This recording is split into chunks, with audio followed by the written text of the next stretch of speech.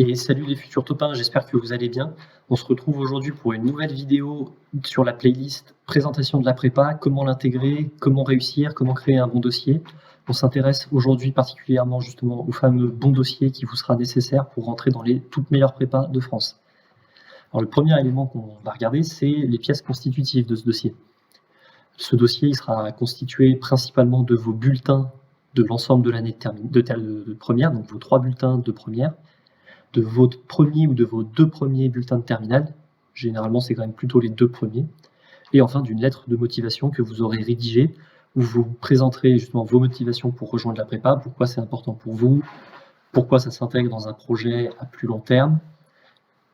Dans un second temps, vous pourrez présenter les avantages que vous présentez pour ces prépas-là, c'est-à-dire que typiquement vous avez un bon dossier, donc ils prennent moins de risques, vous avez plus de chances théoriquement comme vous êtes un bon élève, de rejoindre une bonne école derrière, vous savez déjà un minimum travailler, même si c'est évidemment pas suffisant pour réussir en prépa, c'est quand même une base solide qui sera appréciée par les professeurs justement de la classe de prépa que vous souhaitez rejoindre. Ensuite, dans ce dossier, on a vu que l'élément principal c'était vos bulletins. Dans ces bulletins, il y a 4 matières qui sont plus importantes que les autres, tout simplement parce que ces 4 matières que vous avez au lycée, vous les retrouverez en prépa, ce qui n'est pas forcément le cas des autres. Et donc, si vous les retrouvez en prépa, c'est que vous les retrouvez au concours. La première et plus importante, c'est les mathématiques.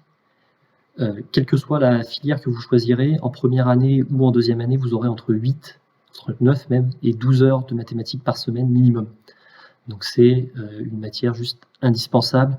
Et en plus, on sait que globalement, ceux qui s'en sortent bien en maths ont quand même une meilleure tendance à bien s'en sortir dans les autres matières scientifiques, notamment la physique-chimie et les sciences de l'ingénieur. Ça nous amène du coup à notre deuxième matière très importante, qui est la physique-chimie.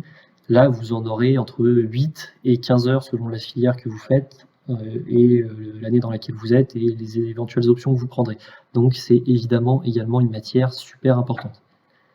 Enfin, vous aurez l'anglais et le français et la philosophie qu'on va mettre un petit peu ensemble, ces deux-là, enfin ces trois-là même du coup, qui vont constituer un bloc littéraire qui est souvent sous-estimé par les élèves qui sont pas très au courant de comment ça se passe en prépa. En fait, il faut savoir que dans plusieurs filières, le bloc littéraire va représenter, en fonction des concours, quelque part entre 20 et 25% de votre note finale d'admission aux écoles d'ingénieurs. Donc c'est juste hyper important. Et comme ce sont des matières que vous avez déjà au lycée, savoir que vous êtes déjà un bon élève sur ces matières-là au lycée va énormément compter pour rentrer en prépa. Donc voilà, 4 matières plus importantes que les autres, mathématiques, physique, chimie, anglais et français et philo. Du coup. Un bon dossier de prépa ne se résume pas à ça, c'était les 4 matières les plus importantes, mais on va aussi regarder votre moyenne générale.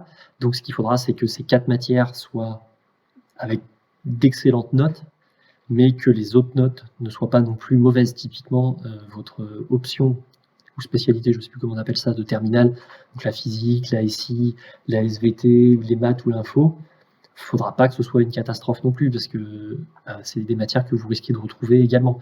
Si vous êtes très bon en anglais, mais que vous avez des moins bonnes notes en LV2, ça risque de les faire tiquer un petit peu également. Voilà, il y a plein de petites choses comme ça qui font que globalement, plus vous aurez des bonnes notes sur l'ensemble des matières, mieux ce sera. Ce qui va aussi compter, c'est l'appréciation des professeurs. C'est-à-dire que si vous avez la même moyenne que votre camarade de classe et que vous avez postulé à la même prépa, si vous êtes les 2 derniers les 2 candidats pour la dernière place de la prépa, ils prendront celui qui a la meilleure appréciation. Et de manière générale, on va favoriser les élèves qui sont sérieux, qui ne dérangent pas la classe, qui ne sont pas des éléments perturbateurs. Voilà. On va aussi regarder votre taux d'absentéisme, parce que si vous avez 19 de moyenne, mais en séchant tous les DS, ça risque de poser un petit problème et ils vont vous voir venir, ils ont l'habitude. Et enfin, ils vont regarder votre lettre de motivation, si vous avez pris le temps de la rédiger correctement, de la structurer correctement. Je vous referai une vidéo éventuellement là-dessus plus tard, également sur comment travailler les matières les plus importantes au lycée. Mais voilà, en attendant, vous pouvez déjà chercher un peu sur Internet, vous trouverez pas mal de choses. Avoir un bon dossier pour rentrer en prépa, ça ne se limite pas seulement à ce que je vous ai dit précédemment. Ce qu'il faut savoir, c'est que les lycées ne sont pas tous traités de la même façon. On voit tous les ans, au moment des résultats de Parcoursup, des élèves pleurer, dire « oui, j'ai des très bonnes moyennes, j'ai 14 de moyenne dans un lycée de campagne ». pour une très bonne prépa, 14 de moyenne dans un lycée qui n'est pas dans une grande ville, ils vous prendront jamais.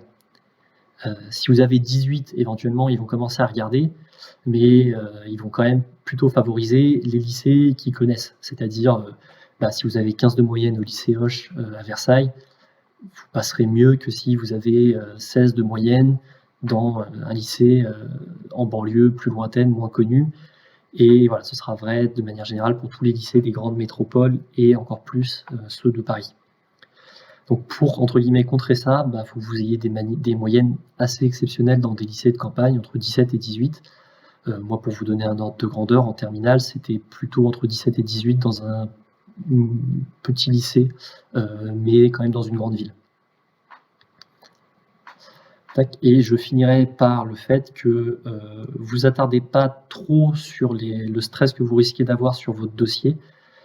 Notamment, n'hésitez pas, si vous n'avez pas un dossier exceptionnel, à demander, et même si vous avez un dossier exceptionnel, à assurer vos arrières en demandant quelques prépas un petit peu moins bien classés. Donc si par exemple vous avez 12 choix de prépa, essayez d'en mettre peut-être 8 qui correspondent à ce que vous espérez vraiment, 2 qui soient des prépas un petit peu plus moyennes et 2 qui soient des prépas plus mauvaises pour assurer vos arrières, parce que ça arrive très souvent que les profs jugent sur votre dossier de lycée, mais que finalement, durant vos années de prépa, vous explosiez complètement, soit vous étiez un très bon élève au lycée et la prépa vous correspond pas du tout, et du coup, en fait, en fin de première année de la très bonne prépa, ils vont vous rediriger soit vers une prépa moins bonne, soit carrément vers l'université ou la fac, ou voilà, vers un autre cursus. Et à l'inverse, il y a des élèves qui étaient assez moyens au lycée, qui arrivent en prépa et se mettent à travailler, à être efficaces, et leur moyenne augmente de façon exponentielle. Ils se retrouvent avec des meilleures moyennes en prépa qu'au lycée. Et eux, même s'ils sont dans une prépa moyenne, ils pourront postuler sur des prépas mieux classées, plus prestigieuses pour leur deuxième année. Et là, du coup, avoir les mêmes cours, les mêmes profs, le même accompagnement que n'importe quel élève de ces très bonnes prépas. Donc, vous focalisez pas non plus à 100% sur votre dossier, faites le meilleur possible, mais c'est pas une fatalité en soi. On en reparlera sur une prochaine vidéo. En attendant, je vous invite à partager celle-ci, la liker, éventuellement commenter si vous avez des questions. Regardez ma vidéo précédente sur les présentations des différentes filières de prépa, excusez-moi, où vous aurez un premier aperçu de à quel point les matières sont importantes ou non en prépa. Voilà, c'était Réussissez votre prépa. On se retrouve la semaine prochaine.